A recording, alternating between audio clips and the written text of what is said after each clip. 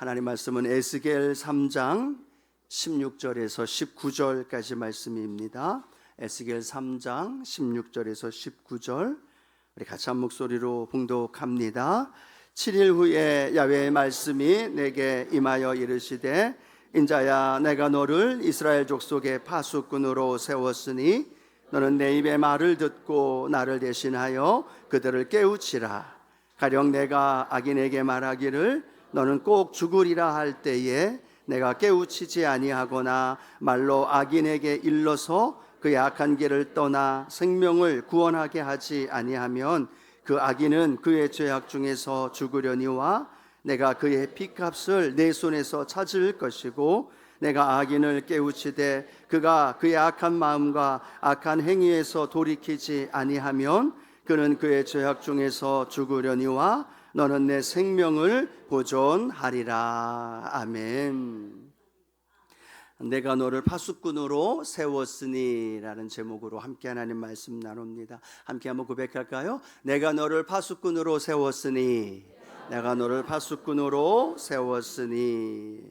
오늘은 에스겔서의 말씀입니다. 지난주에는 어떤 말씀이었는지 혹시 기억하시나요?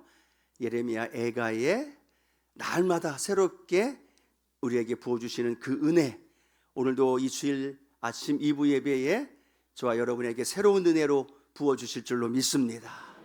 우리가 이사야와 그리고 예레미야 그리고 오늘 에스겔 함께 나누는데요, 구약성경에는 선지서가 총 17권이 있습니다. 대선지서 5권, 소선지서 12권.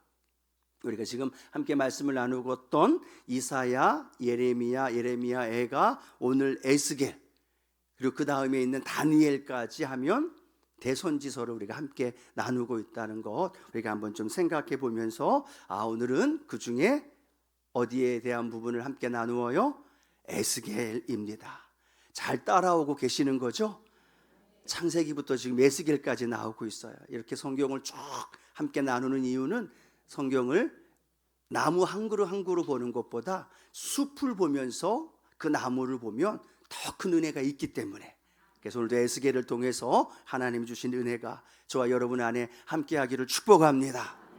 이사야는 이스라엘이 예루살렘 성전이 멸망당하기 전에 한 100여 년 전 예언했던 선지자 이사야, 예레미야는 예루살렘 성전이 붕괴되고 이스라엘이 멸망당할 때 그때에 사역했던 선지자. 에스겔은요, 에스겔은 이스라엘 백성들이 바벨론 나라에 3차에 걸쳐서 포로로 끌려갑니다. 그때 2차 때 끌려갔던 사람이 에스겔이에요. 바빌론으로 끌려갔고 그 이후에 5년 뒤에 소식을 듣습니다. 어떤 소식을 들어요? 이스라엘이 멸망당한다는 소식을 듣게 되어집니다. 5년 뒤에 하나님 부르심을 받고 7년 뒤에 이스라엘 백성들이 멸망당한다는 소식을 듣고 또 하나님의 말씀을 전하는 선지자가 오늘 함께 나누는 에스겔입니다. 이사야와 예레미야는 가나안 땅에 이스라엘 땅에서 살면서 이스라엘 백성들을 향하여 외쳤던 선지자예요. 그러면 에스겔은 어디에서 외쳤던 선지자일까요? 바벨론 땅에서 포로로 끌려왔던 사람들, 그들이 정착촌을 이루고 거기서 살던 사람들에게 하나님의 말씀을 선포한 선지자가 에스겔이라는 겁니다. 이렇게 조금 차이를 두고 우리가 생각을 하면 이사야와 예레미야, 에스겔 계속 듣지만 이런 차이가 있구나라는 생각을 하면서 들으면 좋을 것 같습니다. 그가 이 포로로 끌려간 삶에서 얼마나 힘든 삶을 살았을까요? 그런데 하나님은 그 힘든 삶을 살았던 에스겔을 그냥 두신 것이 아니라 하나님께서 오늘 우리가 읽었던 말씀 속에 내가 너를 파수꾼으로 세웠으니 라고 말씀하시면서 이 에스겔을 파수꾼으로 부르시는 장면이 나와 있어요. 오늘 본문 말씀 에스겔 3장 17절 말씀인데요, 같이 한번 읽어봅니다. 인자야, 내가 너를 이스라엘 족속의 파수꾼으로 세웠으니 너는 내 입의 말을 듣고 나를 대신하여 그들을 깨우치라. 아멘. 바벨론 포로로 끌려온 사람들이 얼마나 마음이 낙심됐을까요? 절망일까요? 그러면서 아직 이스라엘이 멸망당하지 않았으니까 한편으로는 기대를 하겠죠. 멸망 안 당할 거야. 2차 포로로 끌려온 우리가 끝일 거야 라고 생각하지만 에스겔은 뭐라고 얘기해요? 멸망당합니다. 그걸 인정하십시오. 그러나 그 멸망이 끝이 아니라, 우리의 포로 생활이 끝이 아니라 하나님은 다시 우리를 회복시켜 주실 것입니다. 그렇게 파수꾼으로 하나님의 말씀을 그들을 향해 대언했던 선지자의 모습을 보게 되면서요, 오늘 이렇게 생각해 봤습니다. 하나님, 우리가 예배드리는 믿음의 성도들이 이 시대를 살아갈 때 오늘 에스겔을 파수꾼으로 부르신 것처럼 우리 믿음의 성도들, 저와 우리 모두를 하나님이 파수꾼으로 부르셨다는 사실, 이 사실이 오늘 우리의 마음속에 믿어지는 은혜가 있게 되기를 축복합니다. 그래서 시작이 뭐예요? 우리가 파수꾼이라는 거예요. 한번 따라 고백할까요? 우리가 파수꾼입니다. 이 목사님, 저는 싫습니다. 혹시 하시는 분이 있어요? 예, 싫으신 분도 계실 겁니다. 그런데 예수 그리스도를 구주로 영접한 이후에 우리의 삶은 하나님 은혜 안에서, 하나님 영적인 교제 안에서 우리가 파수꾼으로 불러주셨고, 또 그 삶이 오늘 살아가는 저와 여러분의 모습인 줄로 믿습니다. 성경에 보면 하나님은 각 시대마다 파수꾼들을 이렇게 선택하셔요. 출애굽하기 위하여 하나님은 이스라엘 백성들 가운데 누구를 파수꾼으로 세우셨을까요? 모세를 파수꾼으로 세웁니다. 사사시대 말과 함께 왕정시대, 가장 영적으로 어두웠던 그 시대에는 하나님이 누구를 파수꾼으로 세웠느냐? 사무엘을 파수꾼으로 세우죠. 악한 왕이었던 아합 왕이었을 때는 엘리야 선지자를 파수꾼으로 세워요.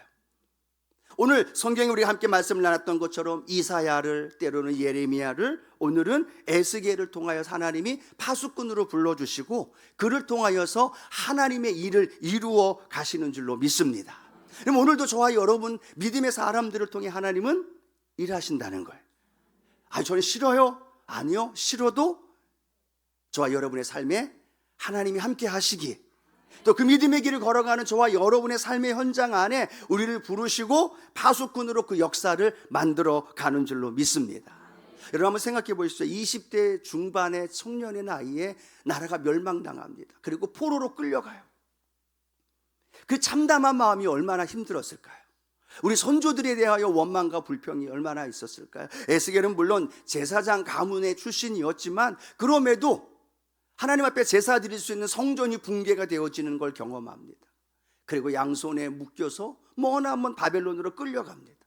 그곳에서 소망도 없고 희망도 없는 삶을 살았던 이 에스겔의 모습은 그 자신의 삶과 이 나라의 민족의 암울한 현실을 보면서 할 수 있었던 것이 뭐가 있을까요? 아무것도 없습니다. 할 수 있었던 것은 원망하고 불평하고 하루하루 시간 내고 바벨론에서 시키는 일 노역하면서 하루하루를 그렇게 의미 없이 살아가는 그 삶의 모습이었다라는 겁니다. 그런데 놀라운 건 그런 에스겔을 하나님은 그냥 두지 아니하시고 그 백성을 구원하기 위하여, 할렐루야, 그 백성을 올바른 길로 선택하고 올바른 길로 말씀하기 위하여서 30세 됐던 에스겔을 부르십니다. 그리고 그에게 파수꾼에 대한 분명한 확신과 그 사명을 주심으로 말미암아서 하나님이 이를 이 에스겔에게 부어주신다라는 거예요. 그때부터 에스겔은 달라집니다. 늘 원망하며 불평하며 하루하루 의미 없이 살던 에스겔이 그 마음속에 하나님의 마음을 품기 시작하니까, 하나님의 말씀이 그 안에 들어오니까 하루아침 일어나는 게 희망차게 되어지고, 하루하루 살아가는데 그 물질을, 그 시간을, 그 에너지를 사용하는데 허튼 데 사용하지 않고 하나님을 위하여 살아가면 분명한 정체성을 가지고 믿음의 길을 걸어 가더라는 거예요. 그러니까 하나님이 어떻게 할까요? 그 에스겔에게 필요한 은혜를 부어주시는 거예요. 필요한 은사도 부어주시고 아무도 경험하지 못했던 신비한 영적인 환상도 보여주시고 꿈을 부어주시면서 하나님의 그 일들을 감당할 수 있도록 역사해 주신 줄로 믿습니다. 그럼 오늘 저와 여러분 이 시대에 살아갑니다.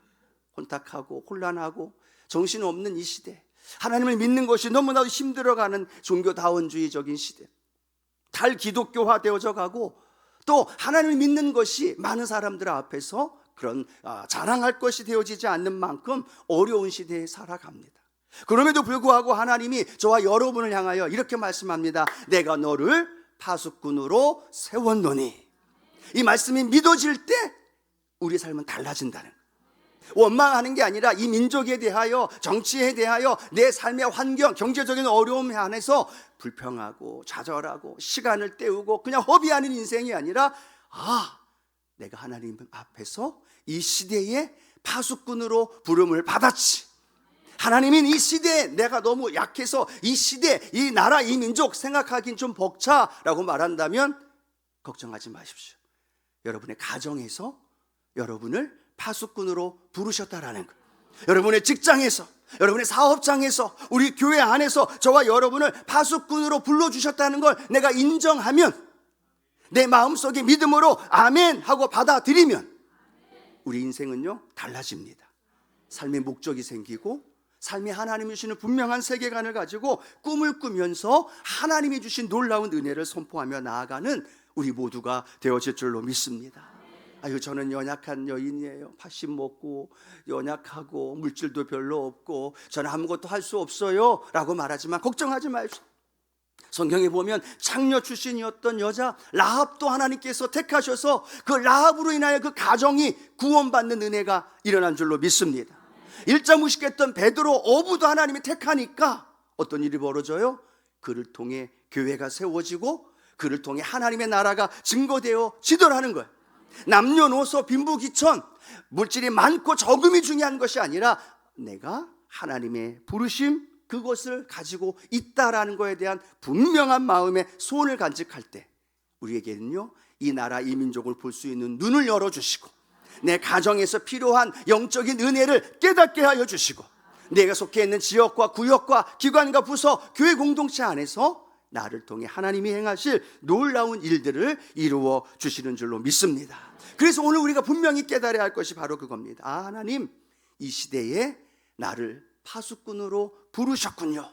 이것이 내 마음속에 믿음으로 아멘 하고 받아들일 때 하나님은 그때부터 놀라운 일들을 에스겔에게 부어주셨듯이 저와 여러분에게 부어주십니다.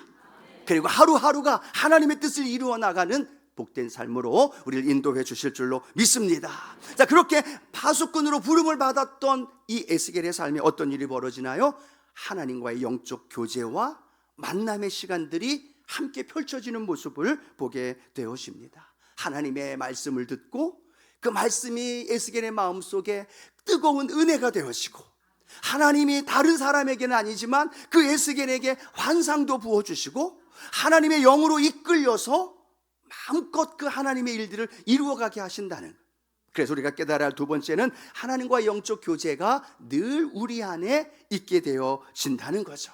특별히 그 안에서 에스겔 33장 7절에도 오늘 우리가 읽은 말씀과 동일한 말씀이 반복되어서 기록되어 있거든요. 한번 우리 에스겔 33장 7절 한 번 더 읽어봅니다. 인자야, 내가 너를 이스라엘 족속의 파수꾼으로 삼음이 이와 같으니라. 그런즉 너는 내 입의 말을 듣고 나를 대신하여 그들에게 경고할지어다. 아멘. 하나님과 영적 교제 속에 첫 번째 우리가 깨달아야 할 것이 뭐냐? 누구의 말을 들어요? 하나님의 말을 듣기 시작한다는 것. 여러분, 말하기 전에 들어야 된다는 거죠. 많은 말을 하기보다 많은 걸 하나님 앞에 들어야 되는 것, 그것이 파수꾼의 역할인 줄로 믿습니다. 말을 하려면 무언가를 알아야죠. 무언가를 들어야죠. 자기를 부르신 하나님이 이 에스겔에게 하실 말씀을 계속 전해주는데 에스겔이 자꾸만 딴 것만 들어. 자기의 말, 세상의 소리, 포로 생활 속에 힘들어 아파하면서 절망하는 원망, 불평의 말을 들으면 될까요? 안 될까요? 안 되죠. 에스겔은 하나님의 부름을 받은 파수꾼이기 때문에 세상의 소리도 들려옵니다. 그런데 놀라운 건 그 세상의 소리, 자신의 내면의 소리, 수많은 소리가 들려지지만 그 귀에, 그 심장에 울려 퍼지는 하나님의 말씀, 그 말씀이 에스겔에게 들려진 줄로 믿습니다. 그 말씀이 들려지는 거예요. 그리고 그 말씀이 에스겔의 마음속에 가득 채워지는 거예요.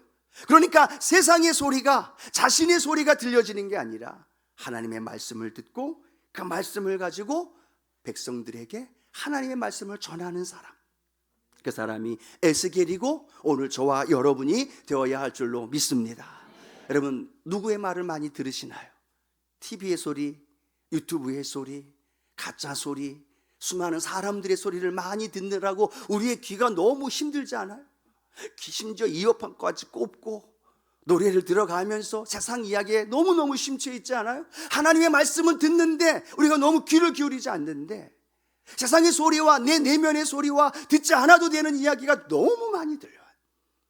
바라기는 그럴 때에도 내 안에서 하나님의 성령께서 내게 들려주시는 하나님의 말씀이 들려지는 은혜가 있게 되기를 축복합니다.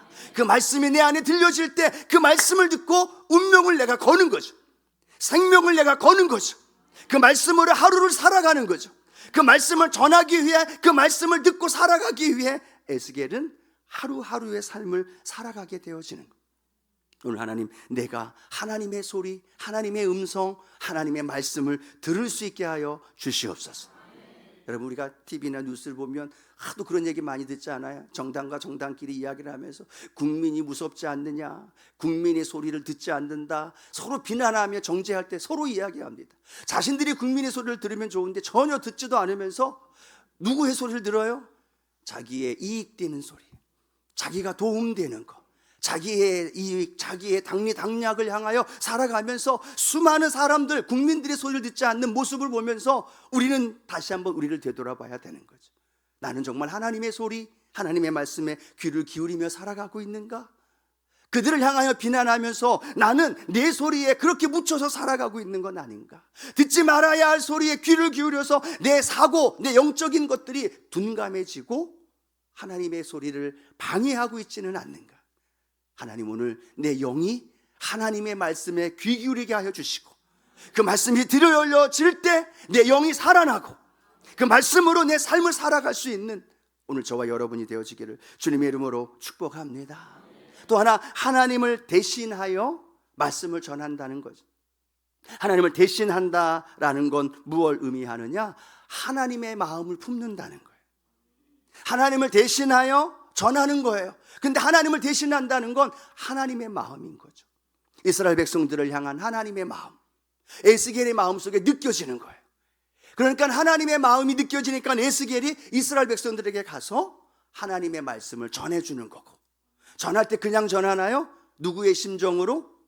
하나님의 심정으로, 하나님의 마음을 가지고 그들에게 전하고 그들에게 나누어 줄 때 그 말씀이 힘이 있게 되어지고 그 말씀 속에 하나님의 놀라운 일들을 이루어 주는 줄로 믿습니다. 또 하나님을 대신한다는 건 뭘 의미할까요? 내 삶이 하나님을 드러내는 삶을 살아간다는 걸 의미하겠죠. 여러분, 하나님을 드러내는 삶을 저와 여러분이 살아야 될 줄로 믿습니다. 예수님 믿은 다음에 우리의 삶은 성경에 사도 바울의 고백이 나와 있죠. 갈라디아서 2장 20절 말씀, 이 고백 다시 한번 우리가 믿음으로 고백해 봅니다. 내가 그리스도와 함께 십자가에 못 박혔나니 그런즉 이제는 내가 사는 것이 아니요 오직 내 안에 그리스도께서 사시는 것이라. 이제 내가 육체 가운데 사는 것은 나를 사랑하사 나를 위하여 자기 자신을 버리신 하나님의 아들을 믿는 믿음 안에서 사는 것이라. 아멘. 내가 육체 가운데 사는 것은 내 개인이 사는 게 아니라는 거예요. 내 육체로 살아가는 게 아니라는 거예요. 황윤성이라는 개인이 사는 게 아니라 내가 살아가는 건 나를 위하여 내 자신을 예수님의 십자가에 죽으신 그 하나님의 아들을 믿는 믿음 안에서 사는 거예요.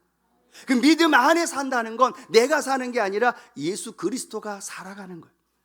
내가 사는 게 아니라 내 인간의 더럽고 추한 모습으로 살아가는 것이 아니라 내 안에 예수께서 살아가게 되어질 때 그 삶이 하나님을 대신하는 삶이 되고, 하나님을 대신하는 삶의 모습 속에서 파수꾼으로 우리의 삶에 하나님 놀라운 일들을 우리 가운데 부어주시는 줄로 믿습니다.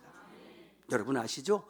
많은 사람들이 잘못을 하고 윤리적으로 도덕적으로 잘못할 때 비난하는 그 가치, 그 내용과 기독교인이 잘못했을 때 손가락질하는 그 내용이 다르다는 거예요. 목사가 잘못하는 거, 때로는 기독교인이 잘못하는 거, 세상 사람들은요 그냥 봐주지 않아요. 더 신랄하게, 더 정확하게, 더 많이 비난하고 조롱합니다. 왜 그럴까요? 그들도 알아요. 예수 믿는 사람들의 삶은 개인의 삶이 아니라 예수 그리스도 안에서 살아가고 있다는 걸 누구도 알아요? 믿지 않는 사람들도 알고 있다는 거예요. 그들이 믿음의 사람들인 저와 여러분의 삶에 거는 기대치가 있다는 거죠. 저들은 저러면 안 돼 라고 말할 때 저들은 누구예요? 그리스도인들이라는 거예요.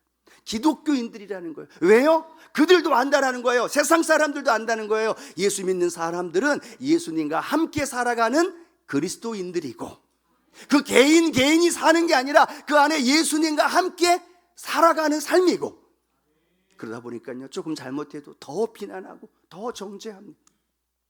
그 이유를 우리가 기억해 보면서, 그러면 나는 그리스도인으로 내 개인의 삶을 살아가는지, 아니면 예수님을 믿는 믿음 안에서 하나님을 대신하여 살아가고 있는지, 오늘 우리가 자신을 되돌아보면서 하나님, 내가 예수 그리스도 하나님을 대신하여 삶을 살아가도록 인도해 주시옵소서. 그 마음을 내가 갖게 되어지면요, 내 언어가 달라져요. 내 행동이 달라져요. 왜요? 내가 사는 게 아니라 내 안에 예수 그리스도가 사는 것이기 때문에. 아마 에스겔도 그러지 않았을까요?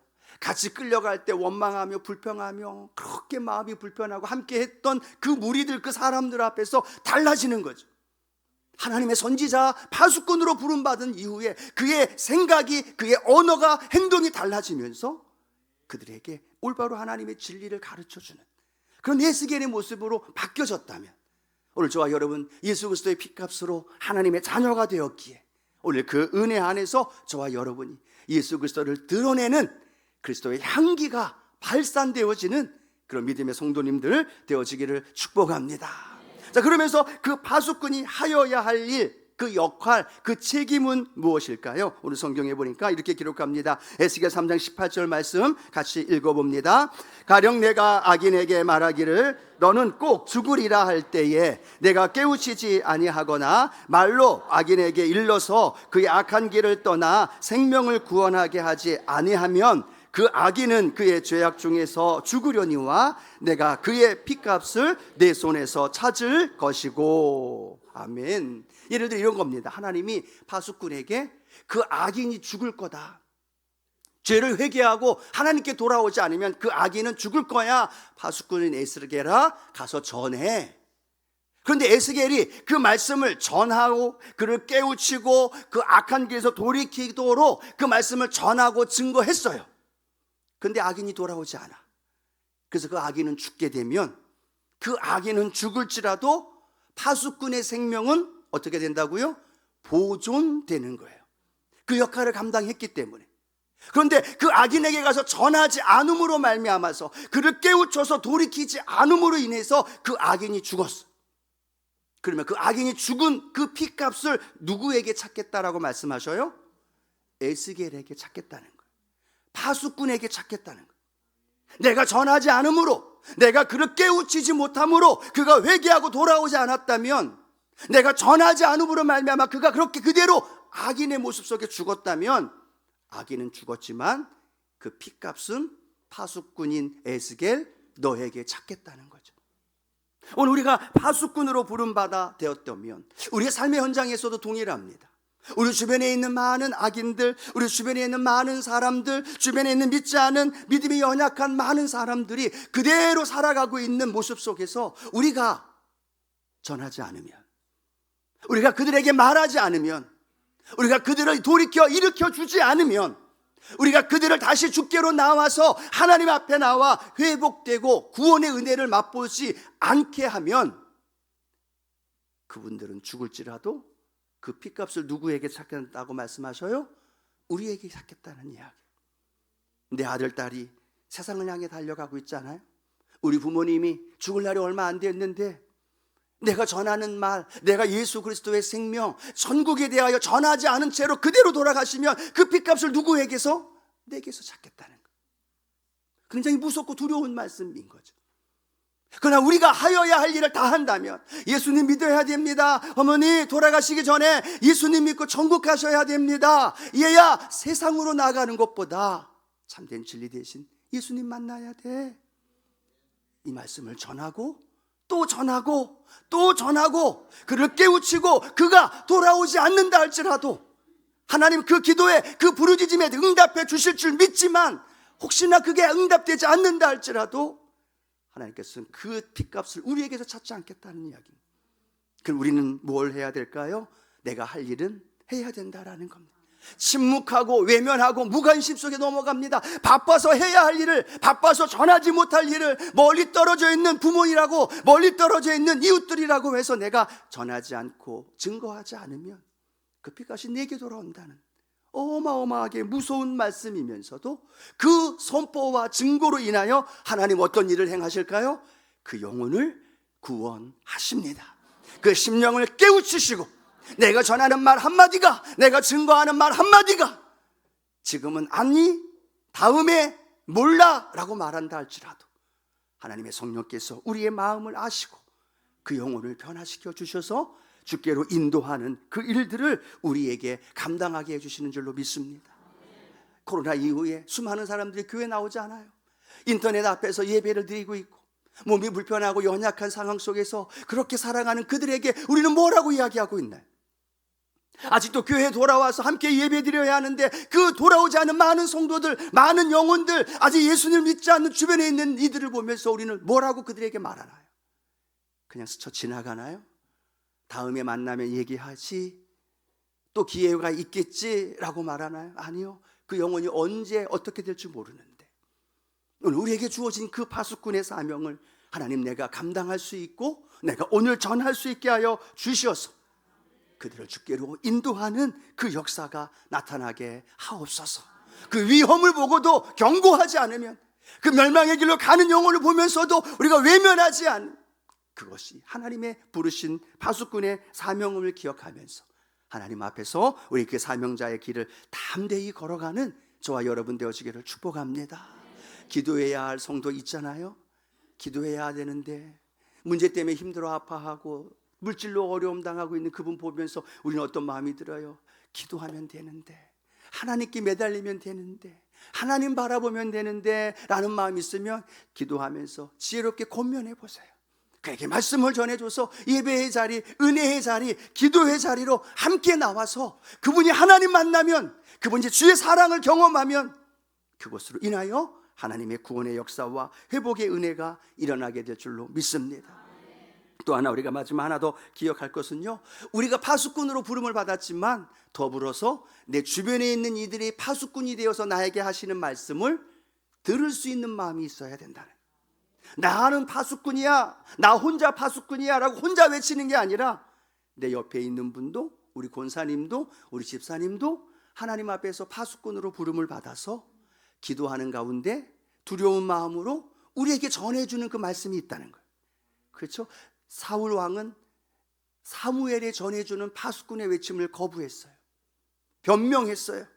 아니요, 아닙니다. 이렇게 돼서 백성들의 이야기를 들은 거예요. 그리고 나중에 신접한 여인을 찾아가면서 결국 사울은 버림을 받게 됩니다. 그런데 왕이었던 다윗, 그가 하나님 앞에 범죄합니다. 그런데 나단 선지자가 당신이 죄를 지었습니다라고 지적할 때, 파수꾼의 외침을 들을 때 다윗은 그 자리에서 무릎 꿇고 통회하며 자복하면서 하나님 회개합니다, 용서를 구하고 하나님 앞에 무릎 꿇어 회개할 때 하나님은 다윗을 통해서 위대한 하나님의 일들을 이루어 주셨습니다. 오늘 사랑하는 성도 여러분, 우리 주변에서 나를 향해 권면하며 나를 향해 파수꾼으로 외치시는 그 외침이 우리의 귀에 듣게 되어진 은혜가 있게 되기를 축복합니다.